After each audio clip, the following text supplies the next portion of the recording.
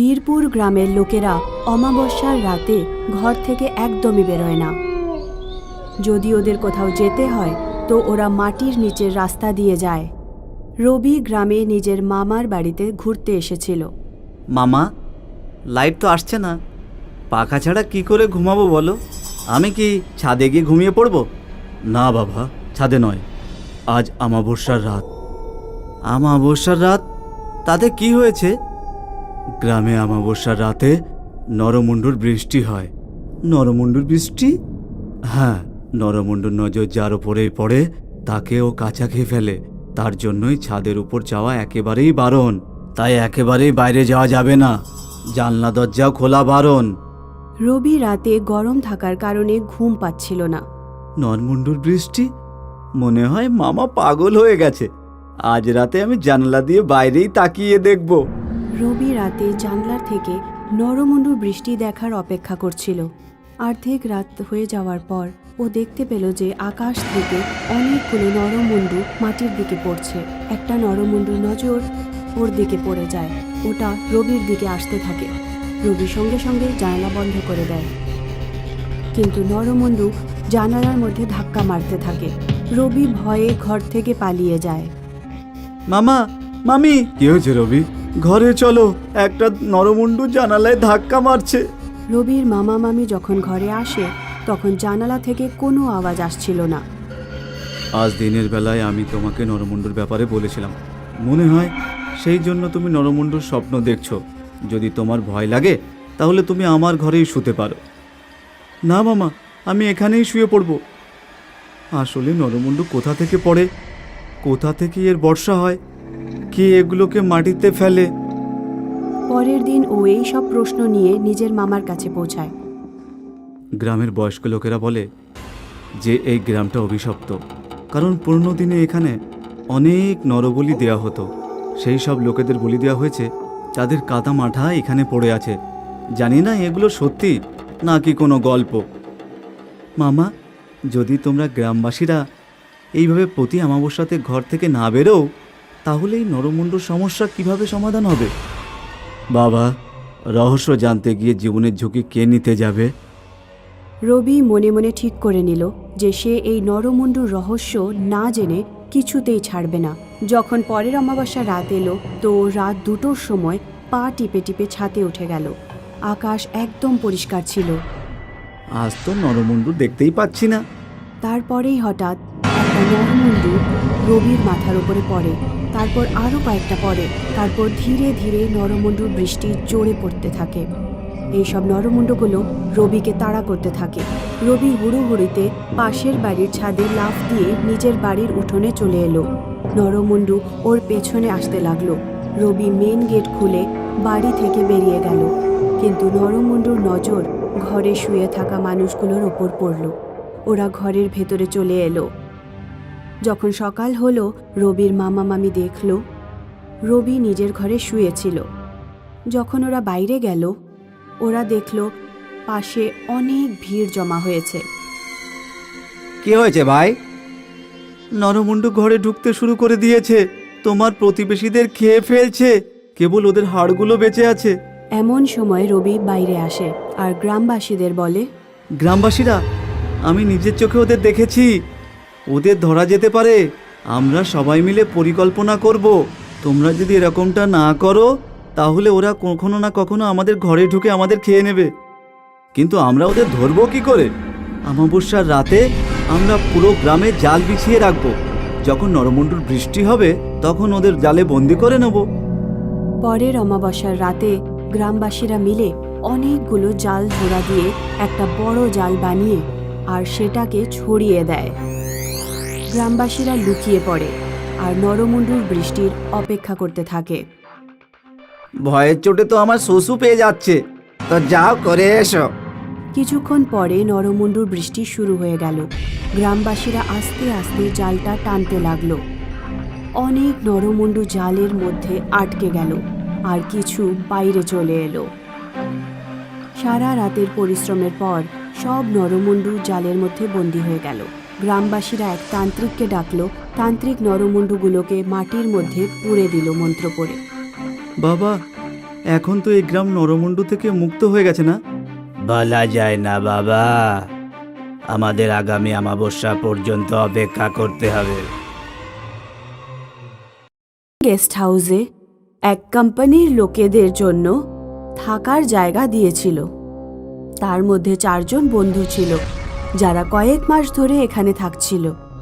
তারপর একদিন 2 জন বন্ধুর মধ্যে এমন একটা বিষয় এলো যাতে তাদের জীবনে বিপদ নেমে এলো।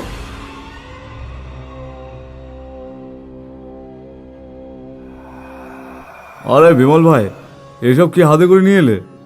আমার এটা একটা মিউজিয়ামে সেল চলছিল অ্যান্টিক জিনিসপত্রের। আমার লক্ষ্য এটার উপর পড়লো, পছন্দ হলো, কিনে ফেললাম। কিন্তু বিমলদা, এটা কি? রেডিও, এটা পুরনো মডেলের। দেখো লেখা আছে 1970, মানে এটা প্রায় 50 বছর আগের পুরনো জিনিস। 50 বছর পুরনো একটা চলবে বলে মনে হয়? হ্যাঁ চলবে, কিন্তু আমি গান শোনার জন্য নিয়ে আসিনি। ব্যাস, এরকম পুরনো জিনিসপত্র কোথায় বা পাওয়া যায়? তোমরা বসো, দেখা যাক এটা চলে কি চলে না। এই হলো এর স্টার্ট করার বাটন, এই হলো এর চ্যানেল চেঞ্জ করার বাটন।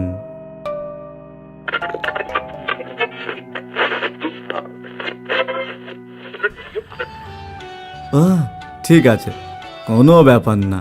বাহ, এটা যে চলছে খুব ভালো, কিন্তু গানটা খুব পুরনো। যেমন রেডিও তেমন তার গান। খাবার খেয়ে নেওয়া যাক, তারপর সারা রাত রেডিও শোনা যাবে। কে জানে কোন যুগের গান চলছে, কিন্তু সিঙ্গারের গলাটা খুব মিষ্টি। এতে আর কোনো চ্যানেল চলে না নাকি? হয়তো নয়, আমি ঘুরিয়ে ঘুরিয়ে দেখেছি। ঠিক আছে, চলো, অনেক দেরি হয়ে গেছে, কাল আবার অফিস যেতে হবে। চলো ঘুমিয়ে পড়ি। তাই চল।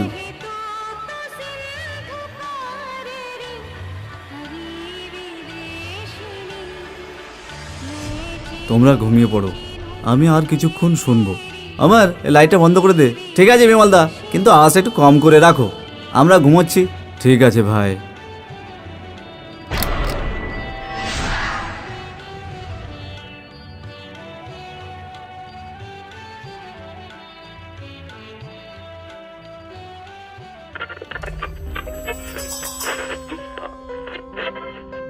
কে ওখানে? তুমি আমার নাম কি করে জানলে? আমার নাম রজনী, তোমার বন্ধু।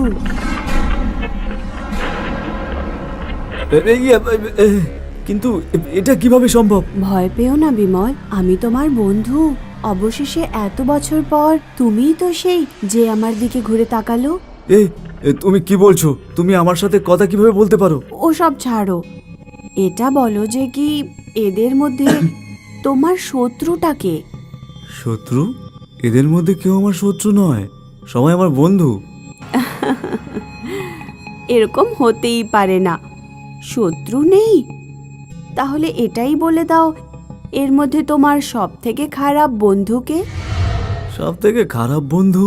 হয়তো ও সব থেকে ছোট, তাই ও আমাকে নিয়ে ইয়ার্কি মারে।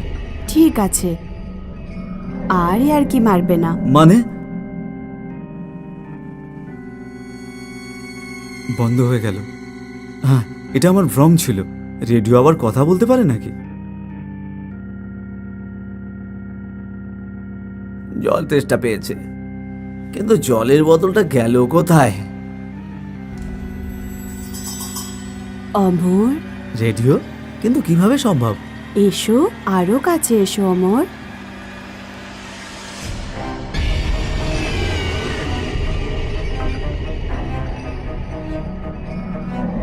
না, ছেড়ে দাও, ছেড়ে দাও আমাকে।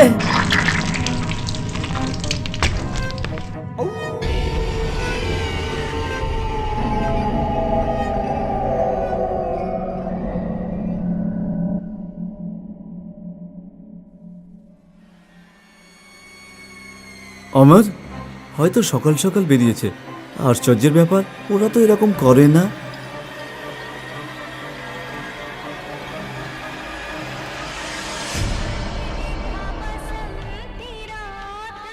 হে ভগবান, রেডিও হঠাৎ করে বেজে উঠলো। হ্যাঁ হ্যাঁ, আমিও তো ভুলেও গিয়েছিলাম। আবার কি? পুরনো রেডিও খুবই ভয়ের ব্যাপার, এতে একটাই গান বাজে। চুপ করো তোমরা দুজন, চলো যাওয়া যাক।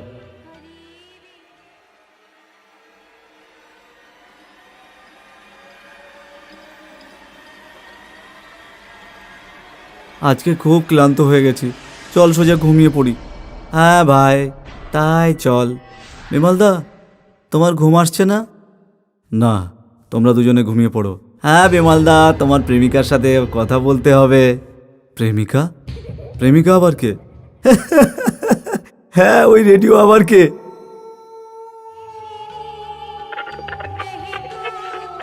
রজনী, আরে তুমি ওখানে? তাহলে তোমার আমার কথা মনে পড়লো? রজনী, তুমি অমরের সাথে কিছু করনি তো? অমরের সাথে? কেন, কি হয়েছে ওর? আজ সকাল থেকে ওকে পাওয়া যাচ্ছে না, আর অফিসে ওকে দেখলাম না। আমি আবার কি করব, আমি তো একটা রেডিও। হ্যাঁ, সেটা তো ঠিক। আচ্ছা, একটা কথা বলবো? হ্যাঁ বলো না। তোমার না ওই বন্ধুর সঙ্গে ভালো লাগে না আমার। কেন? দেখলে না কিভাবে আমার উপহাস করছিল, আমাকে ভাঙা রেডিও, তোমার প্রেমিকা আর কি সব বলছিল। আরে তুমি ওর কথায় কিছু মনে করো না, ভুলে যাও। হ্যাঁ, যদি আমি এসব কথা ভুলতে পারতাম। রজনী, রজনী,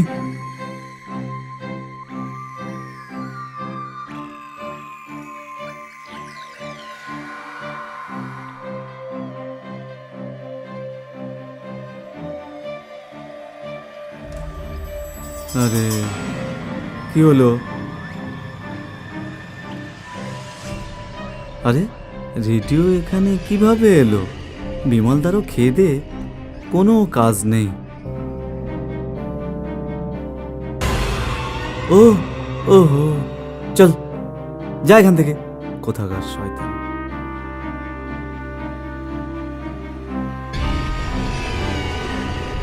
সংকেত,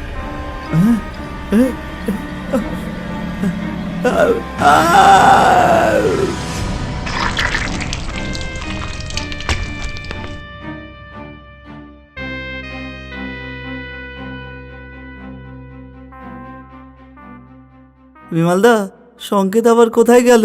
আমি কি ওদের দায়িত্ব নিয়ে বসে আছি? গেস্ট হাউস এটা, লোক আসে আবার চলে যায়। ঠিক আছে ঠিক আছে, এত রাগ করছো কেন? চলো যাওয়া যাক। দাঁড়াও বিমল, তুমি চলে যাচ্ছ বিমল, আমাকে একা ছেড়ে? এই রেডিও আবার কিভাবে কথা বলছে? বিমল, তুমি শুধু আমারই, তোমার দুজন বন্ধুও তো চলে গেছে, শুধুমাত্র আর একজন বাকি। এর নাম জয়, আমার বন্ধু।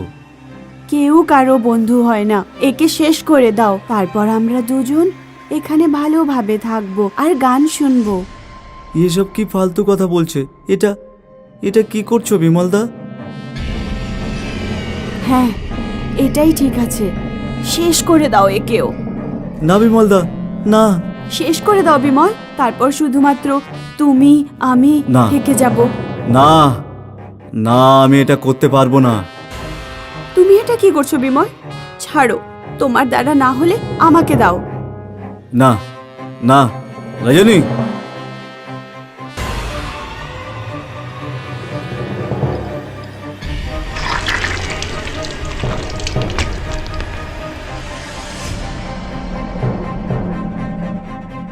এবার শুধু আমরাই দুজন। না, এটা তুমি কি করে দিলে? আমার সব বন্ধু।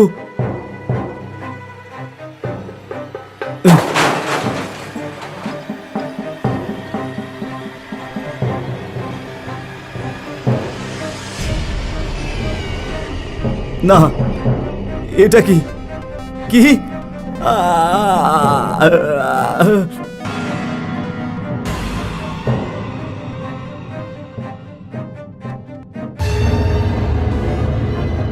এবার বলো, এটা ঠিক আছে? আমরা দুজন একসাথে এখানেই থাকবো। হ্যাঁ, এখানে ভেতরে খুব শান্তি। খুব শান্তি। আর যতদিন আমাদের এখান থেকে কেউ না নিয়ে যায়।